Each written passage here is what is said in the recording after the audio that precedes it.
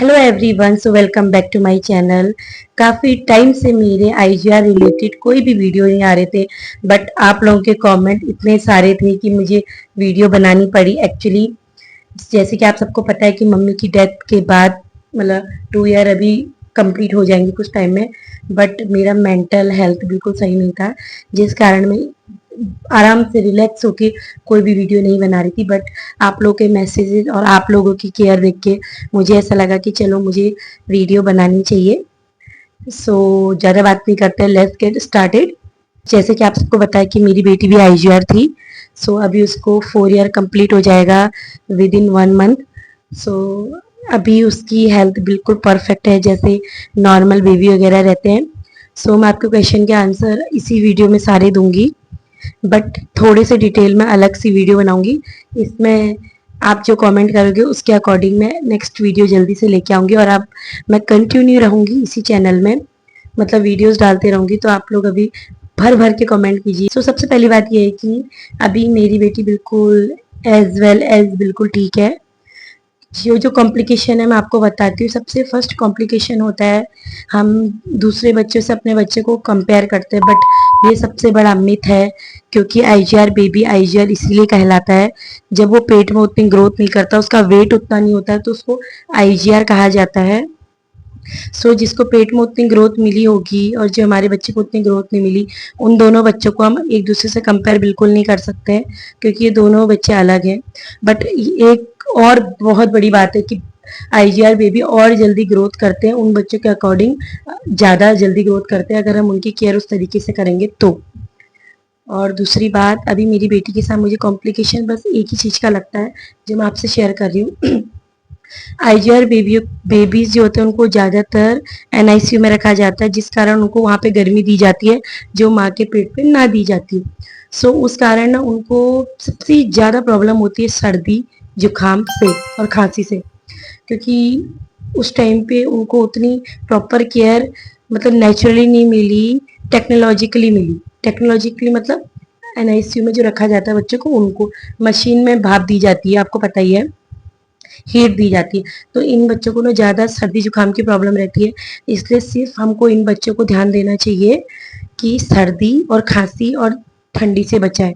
पर हाँ, मैं एक चीज़ आपसे और कहती हूँ, जितना हम बच्चों को बड़े होते जा रहे, जैसे मेरी बेटी अभी 4 साल की हो गई तो मैं उसको ठंडा पानी भी दे देती हूँ।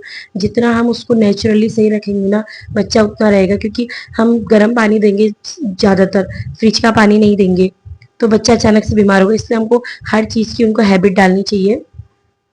और 3 मंथ से लेके अभी 3 ईयर तक बच्चों को कैल्शियम आयरन जरूर आप दीजिए, जरूर। और दूध भी उनको सुबह के टाइम पे जरूर पिलाइए। रात के टाइम पे मैं दूध इसलिए रिकमेंड नहीं करती, क्योंकि जैसे कि मैंने आपको बोला कि आईजीआर बेबी में सर्दी की बहुत प्रॉब्लम रहती है, तो उनको रात को दूध पी के उल्टी जैसी चीजें हो सकती है, इसलिए मैं तो शिवी को सुबह ही देती हूँ। इसीलिए उनको दूध प्रॉपर मात्रा में दीजिए। और सबसे बड़ी बात, बच्चों को नेचुरल स्पर्श जरूर दीजिए, मतलब बाहर गार्डन ले जाइए, खुले आसमान के नीचे खिलाइए, जितनी हो सके नॉर्मल बच्चों जैसी केयर करनी है। बस थोड़ी बहुत जो केयर है वो इसलिए है क्योंकि थोड़ा सा हमको रहता है कि भाई बचपन में इतने कमजोर हुए थे, तो अभी उनकी मेंटल हेल्थ सही हो, ये हमको कोशिश करनी चाहिए। और मैंने शिवी के साथ एक चीज देखी है कि टाइम के अकॉर्डिंग उसके साथ जो कॉम्प्लिकेशन थी वो कम होती गई। जैसे पहले शिवी का बहुत पेट खराब होता था, अभी नहीं होता, जो ठीक हो गई है, क्योंकि मैं उसको प्रॉपर मात्रा में आयरन कैल्शियम वगैरह देती हूँ अभी भी। और दूसरी बात ये कि बच्चों को सर्दी जुकाम की जो दवाई है ना, वो अपने घर में आप जरूर रखिए। जो आपको डॉक्टर प्रिस्क्राइब करते हैं उसके बाद घर पे आप रख सकते हैं, वो आप उनको दीजिए। और भाप की मशीन तो जरूर दीजिए, क्योंकि मैंने आपको बोला ना, जैसे उनको मशीन में रखा जाता है तो उनको जुकाम की ज़्यादा प्रॉब्लम होती है, तो भाप की मशीन के बिना उनका कफ निकलना नामुमकिन है। क्योंकि मैंने अपनी शिव में जरूर, जब तक उसको भाप नहीं देते उसका जुकाम बिल्कुल भी सही नहीं होता है। थर्ड चीज है उनका खान पान। खान पान मतलब हमको उनको दिन में जो भी डाइट देनी है उसमें प्रोटीन कार्बोहाइड्रेट वगैरह जरूरी मिक्स करने, कैल्शियम वगैरह सब चीज, आयरन से भरपूर चीजें उनको खिलानी है। तो मैं अपनी शिवी का डाइट आपको बताती हूँ कि किस प्रकार मैं उसको अभी दे रही हूँ, आप इसमें चेंजेस कर सकते हैं। और ये ऐसा नहीं है कि आपका बच्चा 1 साल से दे सकते हो आप स्टार्ट, जो मैं भी शिवी को दे रही हूँ। बात आपको बताऊंगी कि मेरी बेटी हुई थी, जो लोग मेरे साथ पहले से जुड़े हैं उनको पता है, बट फिर भी अभी बता देती हूँ कि मेरी बेटी हुई थी 1.5, मतलब 1 किलो 500 ग्राम की। मतलब होते समय उसका वेट था 1700 ग्राम। देन वेट हमेशा घटता है नॉर्मल बेबीज का भी, आईजीआर बेबी का भी। तो उसका 1500 ग्राम था नेट वेट होने की नेक्स्ट डे। ठीक है, तो उसके बाद तो उसको एनआईसीयू में रखा गया। उसके साथ बहुत कॉम्प्लिकेशन हुई। अगर आपको पूरी चीज़ें देखनी है तो मेरे वीडियोस में देख लेना, मैंने उसकी सारी वीडियोस डाली हुई है। तो अभी रिसेंटली शिवी है, 4 ईयर रनिंग है उसका। नेक्स्ट मंथ उसको 5 ईयर रनिंग हो जाएगा। सो शिवी का वेट है 16 kg, 16 किलो उसका वेट है, जो कि परफेक्ट वेट है अकॉर्डिंग टू डॉक्टर्स। और वेट का उतना ज़्यादा प्रॉब्लम नहीं होता अगर आपका बच्चा हेल्दी है, तो वेट का उतना प्रॉब्लम नहीं होता। पर हाँ, कहीं ना कहीं वेट भी इंपॉर्टेंट है बच्चों के लिए। सो शिवी का डाइट मैं आपको बताती हूँ अभी मैं क्या देती हूँ। हर दिन का अलग अलग। अभी जैसे स्कूल जाने लग गई तो उस अकॉर्डिंग चेंज होते रहेगा। मैं वीडियोस वगैरह बनाऊंगी तो आप देखते रहना अभी। सो शिवी को मैं सुबह उठ के देती हूँ दूध, वार्म वाटर पहले उसको देती हूँ मैं सुबह उठ के 2-3 चम्मच बस। उसके बाद आधे घंटे बाद मैं उसको दूध देती हूँ। दूध देने के करीबन 2 घंटे बाद मैं उसको नाश्ता देती हूँ। नाश्ते में मैं उसको कभी देती हूँ ओट्स, दूध वाला नहीं, क्योंकि दूध तो मैंने उसको पहले पिला चुकी हूँ। नमकीन ओट्स देती हूँ। नेक्स्ट फिर कभी मैं उसको देती हूँ चीला, मल्टीग्रेन चीला। कभी मैं उसको देती हूँ मूंग दाल चीला। फिर दिन के ब्रेकफास्ट में मैं अलग अलग चीज, दिन का ब्रेकफास्ट जो मैं अपने लिए बनाती हूँ वो उसके लिए भी बनाती हूँ। दाल चावल खिचड़ी वगैरह, कढ़ी वगैरह जो देते हैं वो सो। हाँ, मेनली बात हमको उनको पोर्शन में खिलाना इंपॉर्टेंट है। देन मैं उसको 3 बजे देती हूँ शाम के। नाश्ते में मैं उसको देती हूँ, कभी मैं उसको बादाम शेक बनाती हूँ, कभी मैं उसको मिल्क शेक, और जो फ्रूट सीजनली चल रहे होंगे वो शेक बना के देती हूँ।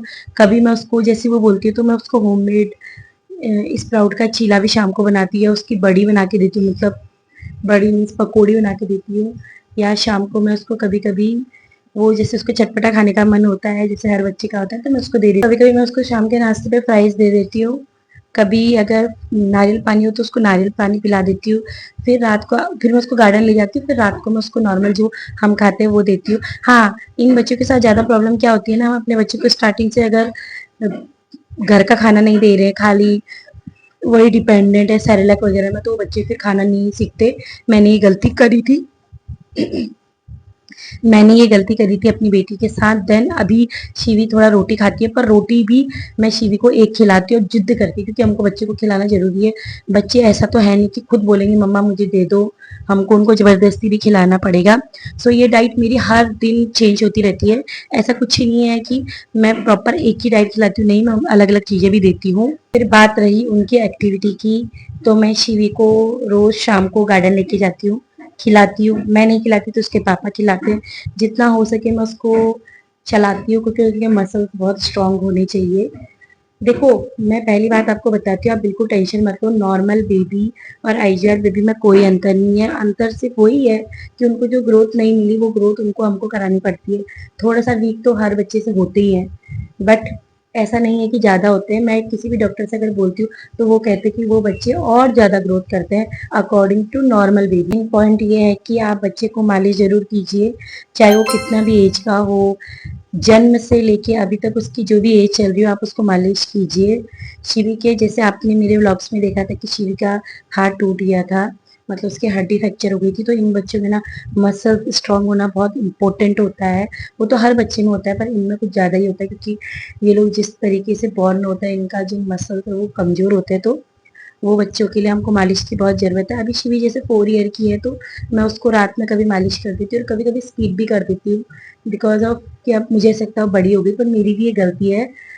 अब मैं सोचती हूँ कि उसको डेली करूँ, क्योंकि रिसेंटली 1-2 दिन पहले ऐसा था कि शिवी को मैं ज़्यादा चला रही थी, पता नहीं इसके पैर में दर्द हो रहा था, तो मैं आजकल इसकी 2-3 दिन से रेगुलर मालिश कर रही हूँ। 1 महीने से मैं स्कीप कर दे रही थी, क्योंकि बिकॉज ऑफ सम रीजन की कुछ त्योहार थे, कहीं मुझे जाना था, कुछ कुछ कुछ वगैरह वगैरह, जैसे कि हमारे एक्सक्यूज होते हैं उस अकॉर्डिंग। सो गाइस, इस वीडियो में मैं बस इतना ही बता पाई। आप लोग मुझे कमेंट करना, मैं कमेंट का आंसर वाली वीडियो फिर से उसकी सीरीज चालू कर रही हूँ, तो मैं आपको जरूर उसमें आंसर दूंगी। और थैंक्स फॉर वॉचिंग गाइस। आप कमेंट कीजिए, मैं आपके क्वेश्चन का आंसर जरूर दूंगी। Bye bye, take care.